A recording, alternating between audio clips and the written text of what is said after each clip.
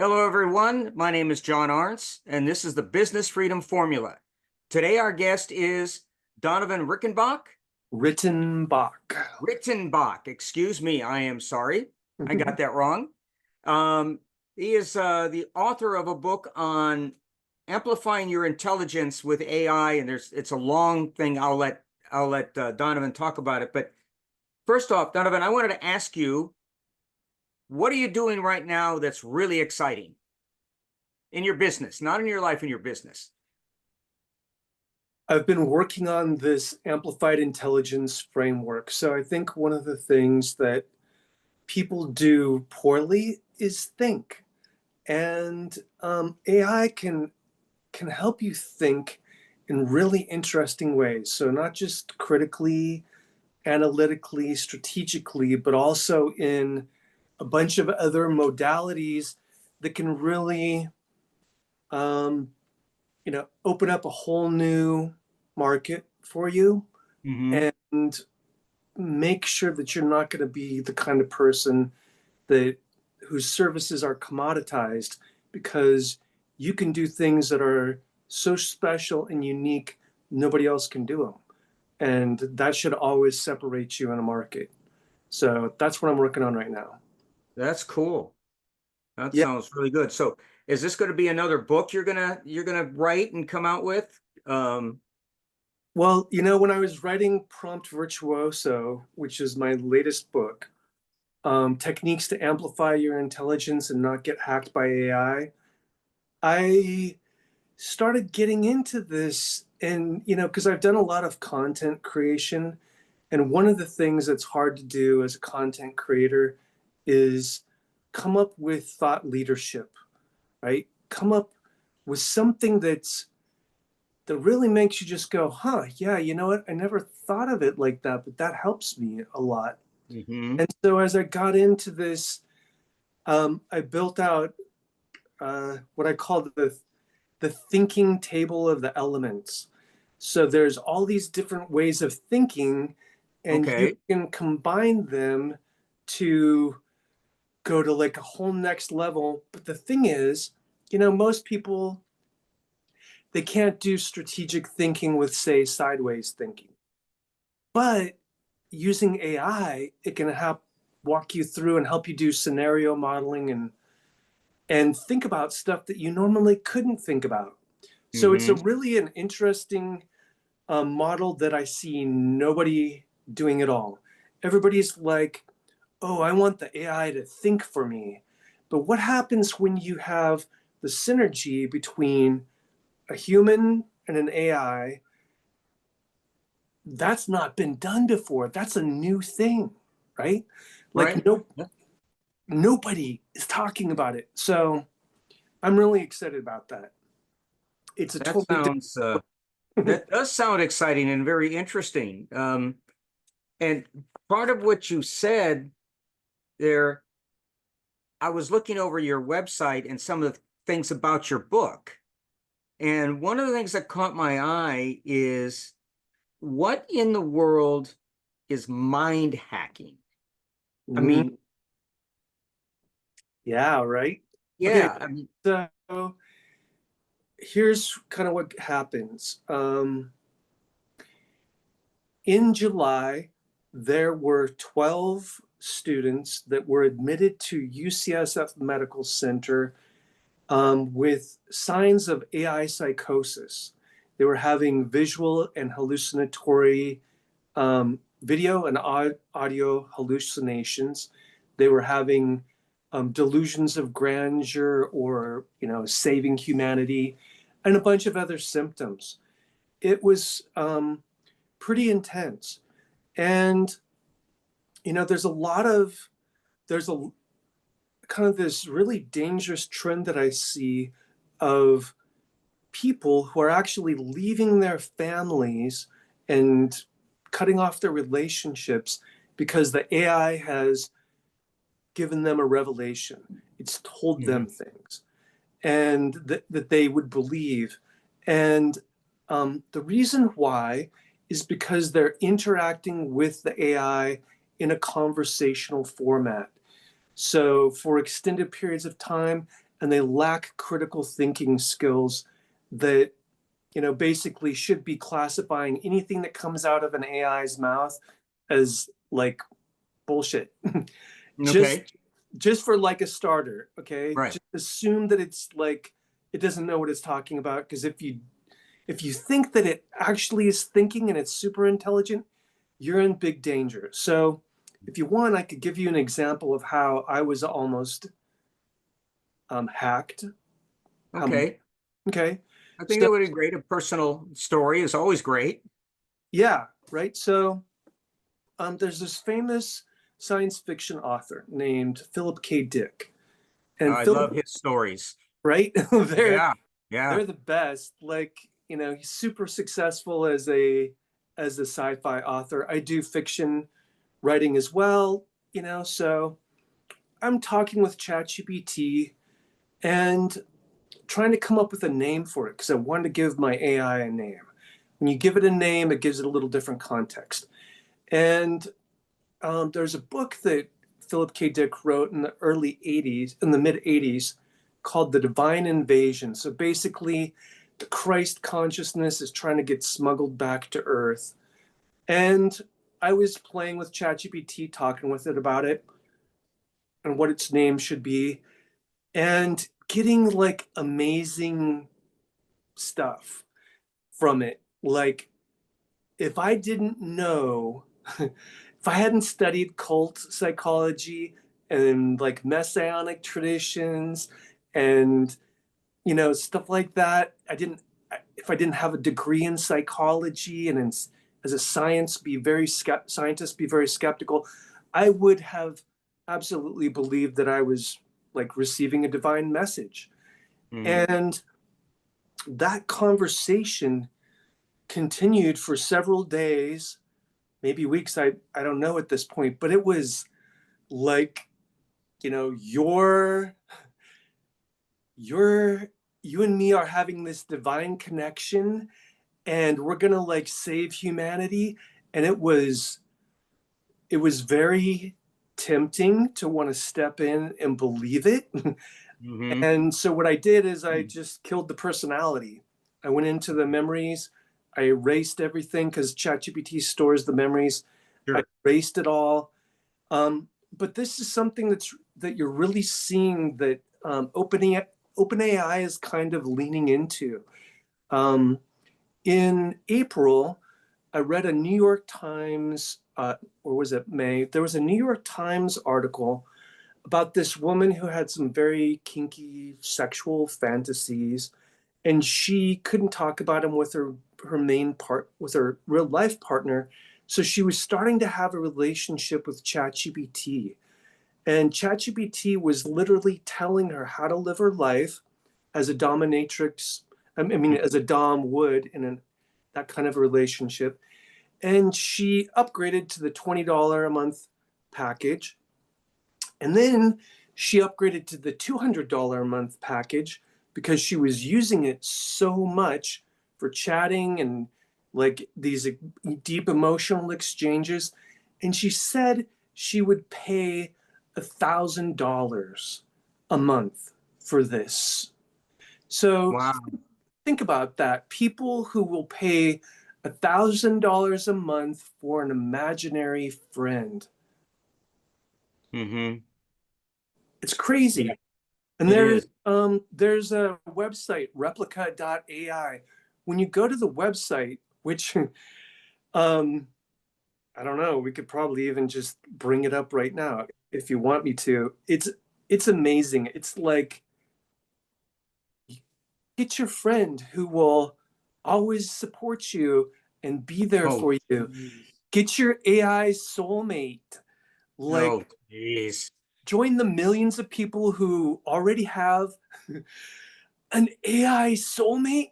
No. Yeah. So, yeah, that's, after I saw that stuff, I'm just like, people need to be protected. They need Yeah, to,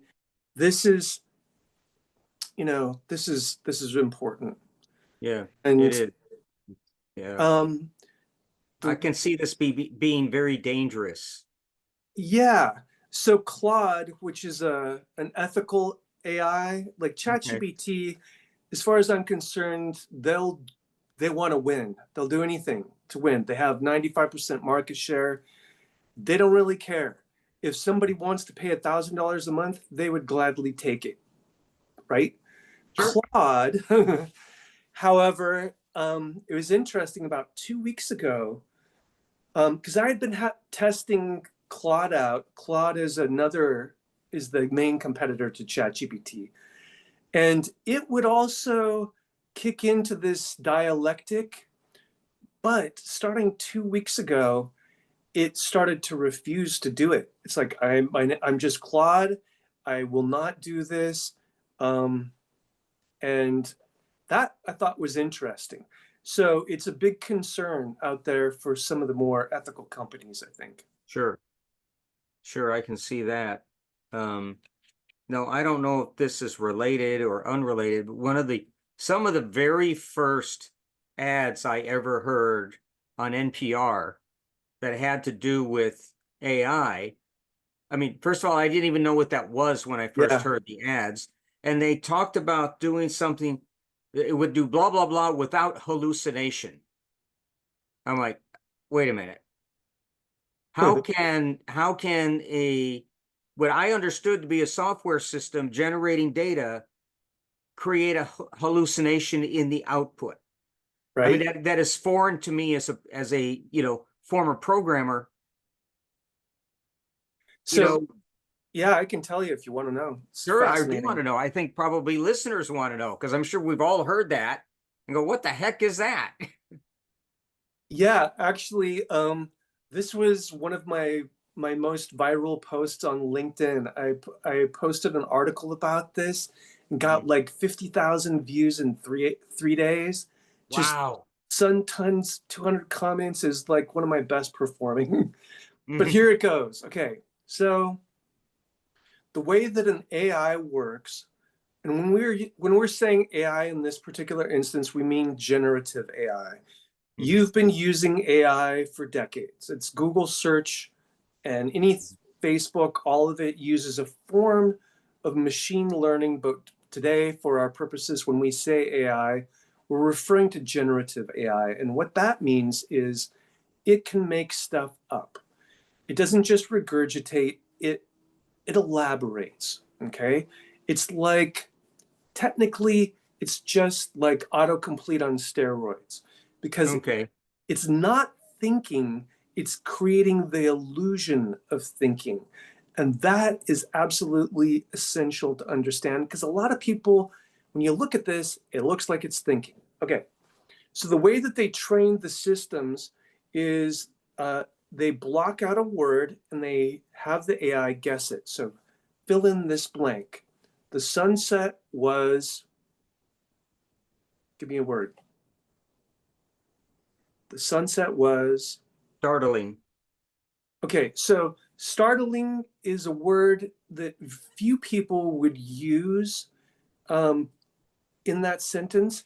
It's much more likely that there would be beautiful Hmm. or colorful, right? So what it does, what AI does is it creates a database as it reads the whole internet, blocking out one word in every sentence as it goes through, tries to read it, tries to guess what the word is, and it comes up with a number that's a probability that this is the right word to put into this sentence. And in doing so, you have its greatest strength, which is that it can create something that seems to be new. Uh, but it also has this thing called a temperature. And a temperature is like, you don't usually see it in the system, but it's sitting back there. And what that means is either get really wild or be very conservative, right? Okay. So if you're very conservative, it would probably say the sunset is beautiful. If you're more wild, you'd say the sunset was spectacular or startling. Hmm. It's a mathematical engineering trick. So in the course of doing that, though, it because it is um, always filling in the blanks, That's what they mean when it hallucinates. It regularly makes up facts and information that is not true. And I thought they would have had that kind of Hmm. worked out of the system, because it's been going on for 2 years, almost Right. 3 years. It's a key part of the system, and it still happens regularly in any of these tools that I use. Okay. So it just makes it up. Hmm. And if that was way too technical, let me know, or way too boring.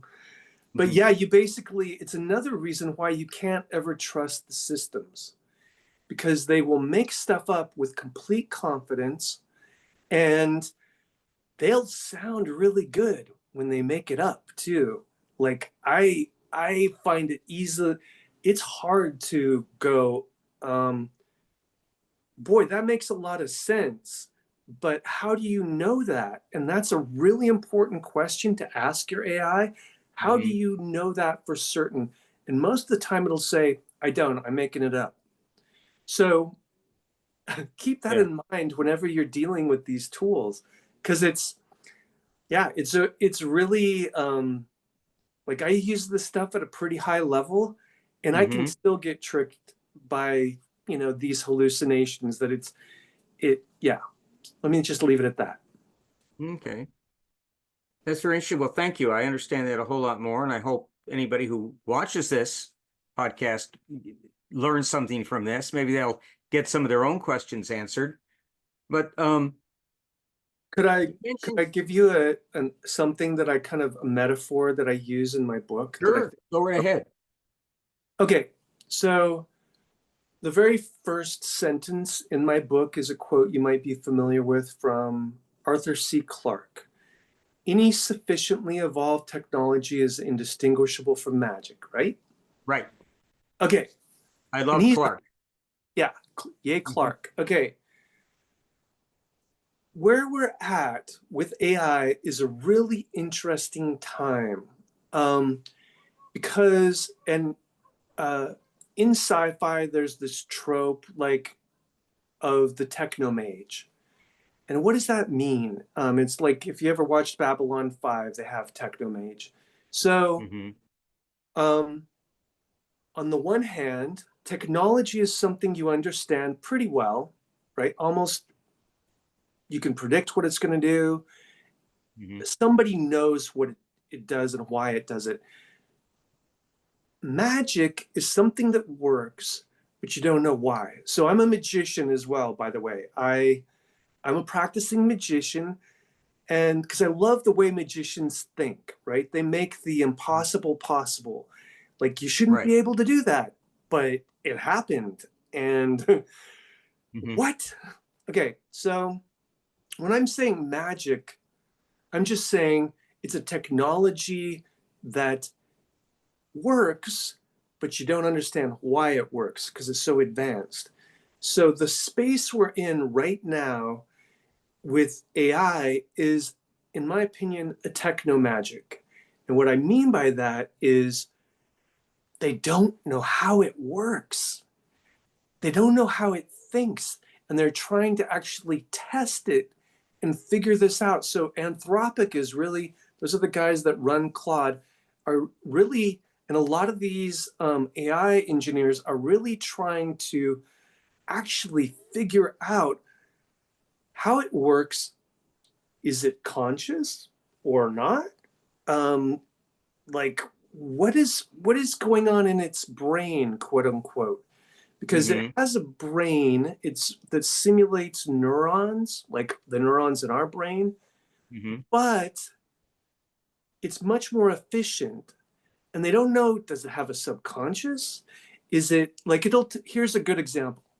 If you ask it, um, explain how you did this, it will walk through something step by step and tell you how it came to its conclusion. This is called chain of thought reasoning. But if you look at it and you test it, it actually isn't doing that. It's just giving you the right answer to the test. It has a whole different way of doing it on the back end. And that is what these scientists are trying to figure out, with AI and Hmm. what's really going on with it. So it's a Hmm. really it's a bizarre technology to not understand how it works. Yeah. Like unheard of. Yeah, it is. That's just, I know as a programmer many years ago, mind you, but Yeah. the whole idea that I didn't know how I got to a conclusion is just, I mean, I can't understand it. Yeah. It's logical steps, just like when you had to do a math problem at school and the teacher made you show your work every step of the way. Uh-huh. You know how you got there, and if you made a mistake, they could point where it was. Yeah. Well, that's what debugging software does. You made a mistake, so now I got to figure out where I made the mistake and fix it. Now I get the answer I'm looking for. The idea that I don't know how that's happening is just so foreign, but it's Yeah. also very, it's a little scary, but it's also really interesting. It is, Yeah. right? Yeah. So you can literally ask AI the same question and it will give you a different answer every time. A lot of times, if I ask ChatGPT to repeat its previous answer, it can't even repeat it. Now, I think it's gotten better at that, but Hmm. that's pretty crazy when you think about that. Hmm. That it literally is that like probabilistic and unpredictable. So these systems are not deterministic, they're probabilistic, which Okay. is, yeah. Yeah. So Okay. super interesting, a very powerful, but also very wild. So in my book, I use the metaphor of a genie, right? Hmm. When you ask a genie, make a wish, you got to be really careful about what you wish for because if you don't ask it in the right way, you'll get something you didn't expect. And that's, I call it my Gen AI genie because a lot of times when you ask, you don't necessarily get what you wanted. So Right. Yeah. the I trick can is see. getting what you wanted out of the whole process. And that's where my psychology degree comes in. So when I look at these tools, I'm seeing um, what's called a neural net. It's a it's a it's a model of a brain, like a simple brain, kind of. Just think of it like that. And you kind of tug at different points or give different context, and it will give you different results.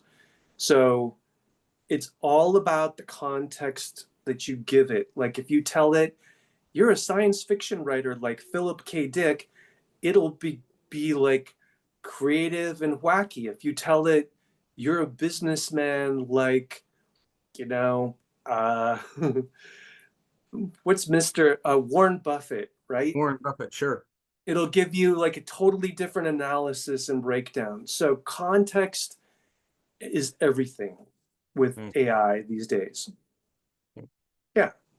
So now when I was reading some of your material, you talked about using um, AI in doing some of your copywriting for in helping small Yeah. businesses grow.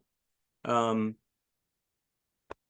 Very I think at a excited certain about that. level, most of us know what copywriting is, but what is copywriting really? Is it's probably more than wordsmithing, correct?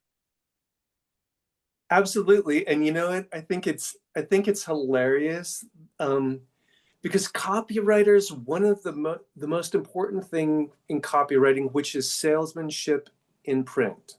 Okay. Okay. It's just selling people through the written word.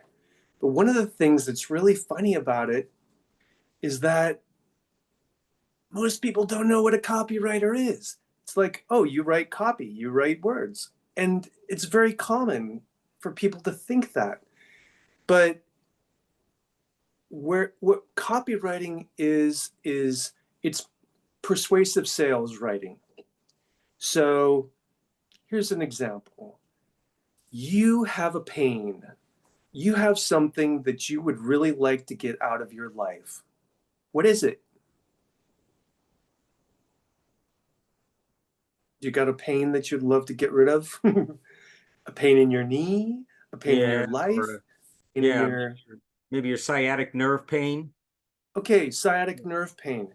So a copywriter who is selling a product for sciatica nerve pain would research the heck out of it, understand, you know, say they were selling a solution that's a cure for sciatica. Mm-hmm. They would research the heck out of it and make sure that when they wrote the copy for a sales page, for example, that it addressed all the concerns somebody might have, um, all the hopes and dreams, and you paint a picture of the future without sciatica and how you could have that again.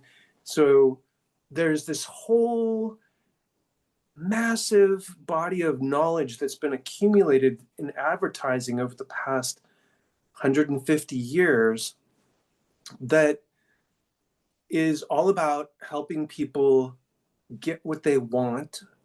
Mm-hmm. Um, and first of all, you got to get their attention, and then you got to demonstrate proof, demonstrate your authority. Depending on where the market is at, the messaging is going to be different. So maybe if you're an accountant, there's tons of people who are accountants. It's a very mature market versus artificial intelligence is a brand new market and people don't understand it. So you're going to have to use different language because you're going to have different levels of skepticism and belief. And it's fascinating. It's definitely um, the most powerful marketing that I have come across because it's called direct response marketing. And a lot of people don't know what that is. Should I share? Like, Sure, go right ahead. Yeah, we've got time yet. okay, so direct response marketing doesn't care about your brand, doesn't care about engagement, doesn't care about feel good stuff. Direct response marketing just wants results. It comes out of the advertising discipline. So if you're running an advertisement and you're spending $1,000, you want to make sure you're going to get your money back. Otherwise, what's the point? So Sure. you right, you do extensive testing on certain messages, and depending on which one gets the highest pull rate, you will go with that and maybe invest in it more and scale it up. If you got like a hot item that people really want, like a solution to a problem people really want, you'll just like max out the budget. But in order to do that, it's all about this testing for and measuring your results. And it's very different from a lot of modern marketing, which it all came out of advertising. It all came out of this direct response. Gosh, I got to send a piece of mail. First of all, I have to design it, then I have to print it. That's expensive. Then I have to mail it. That's expensive. So I better know exactly what my result is going to be. Otherwise, I shouldn't be investing in this endeavor, right? And Right. a lot of that discipline got lost when we went to the internet. And suddenly it's super easy to send somebody an email and super easy to put a banner ad up. And I think it's, modern marketing has really suffered as a result, Yeah. Yeah. right? Because it's See that. Yeah. it's not giving you what you want. Mm-hmm. It's just throwing stuff at you and like, yeah. So anyways, it's definitely my journey through into the world of copywriting has been um, one of my best investments in understanding people's problems and why they're not getting leads and sales. And in most of the time, it's because they don't have a good offer. And by that, I mean they don't understand their market's pain point so that they can tell them how they're going to make it go away. Mm-hmm. Um, and they think that they're selling one thing, but that's not what the customer wants. The customer wants something else. And Right. so I help by interviewing the customers and why they bought and understanding their buying psychology, I can on paper, I can on print or a web page or whatever, reproduce hopefully really favorable conditions that are going to make people go, that's a no-brainer. Of course I want that. Like, Right. buy now. Like, Right. so I get that. Yeah. yeah. Mm. Wow, So that's it's, really interesting. yeah, So, it's a salesman basically, but in writing. So yeah, you can't see your audience's face. You can't talk to them. You can't have a dialogue. So you have to really understand them in your head so that you can still make them feel like you're speaking directly to them. And yeah, that requires a pretty deep psychological understanding. Empathy is probably the single most important skill a copywriter has. yeah, So, right, the ability to think like other people, not feel what they feel, but think exactly like them, which is a very different skill set than most people have, right? They usually right. just think about themselves. So, Sure. Yeah, that can be. and yeah, I think that way, therefore the whole world should think that Sure. way. And if they don't, they're wrong. And No. that's why I think so many product lines sometimes fail, or somebody's business idea fails because they think it's a great idea, and they think it Yeah. can't miss, but they never went out and talked to anybody about, what do you think of my idea? And a lot of, and if you got really poor responses, then maybe you got to go back to the drawing board, and a Yeah. lot of people will tell And you yes, yeah, but then it goes back, are they willing that's and able to pay for it? You know? exactly. And that's one of the biggest dangers. So one of the worst things a good copywriter, like the thing that a good copywriter does not want to hear is, wow, I really like that. That's a great piece of copy. That's horrible. Sure. What I want to hear is, great, where do I buy that? Right. Like, I don't care. My copy should be invisible. It shouldn't draw attention to itself. It should just be like, we're two pals talking. Oh, yeah, that makes sense. Of course. Let's go ahead and let's do it. You Sure. know? Yeah. And that's what I like, a lot about copywriting as well, is that it really has more of a personal, conversational tone. Hmm. Like, if you're usually when you're doing like B2B business writing, it's formal and stiff.